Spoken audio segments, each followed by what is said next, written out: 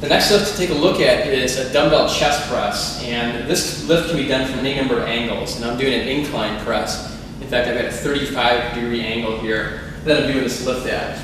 When you're doing a chest press, again, you can use that neutral grip, which is what my preference is, or you can use that traditional kind of barbell sort of a grip. With this lift, the same kind of thing is going to be the case as what it was for the shoulder press. You come down about your level, if you imagine, or right above your shoulders in this case, and then just go straight up above your chest. Now, you don't necessarily have to have dumbbells come together here in the middle. Basically, if you just go and go straight down and go straight up, that's working your pecs just fine. Any kind of movement in towards the center here, there's really no resistance against you, so you're not really activating your chest musculature anymore by coming together like this. So if you just go straight down and straight up, you're working your chest just fine, okay? Now, the angle that you use when you do chest presses is really up to what you're trying to accomplish.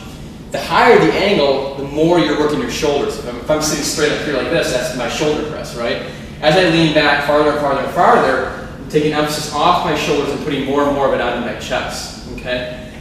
I've chosen 35 degrees because it's low enough that it's still working a little bit of my shoulders and still working my upper chest area, my upper pec area, but it's not so high that it's the majority of my shoulders. Many people will use an angle, say 45 degrees or 50 degrees, and they'll do these exercises. They'll end up burning their shoulders out before their chest. So they're not getting as good of chest work as they would be if they had a little bit shallower angle, say 30, 35 degrees when they do the exercise.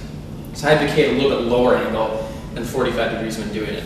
Here's another thing to keep in mind when you're doing this lift is that when I'm straight up here like this, my shoulders are having to work in order to keep the dumbbells from rotating down. That's the natural motion the dumbbells want to have is they want to go down like that. That's the way gravity wants to take them when I'm in an inclined position.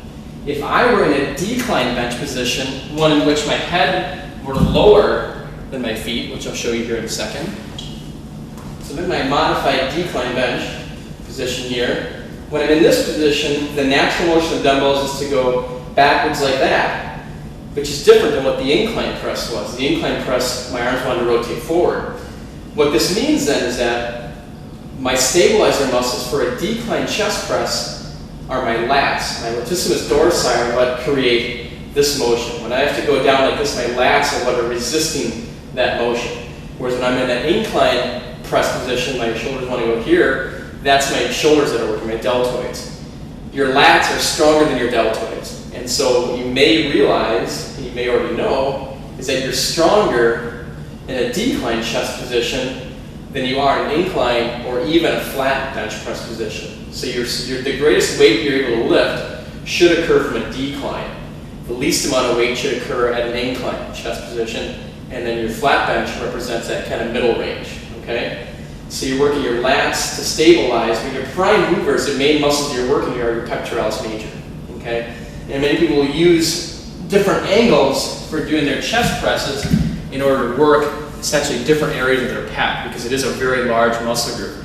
That decline tends to work kind of that lower pec area, that incline tends to work more the upper area, whereas that flat is kind of that happy medium again, okay? So you can mix it up and use different angles to activate different parts of your chest. You know, again, try that neutral grip as opposed to that normal barbell grip, and you might find it takes a little bit of strain off your shoulders, but you're still activating those muscles in a very, very similar manner. Okay? Dumbbell chest presses.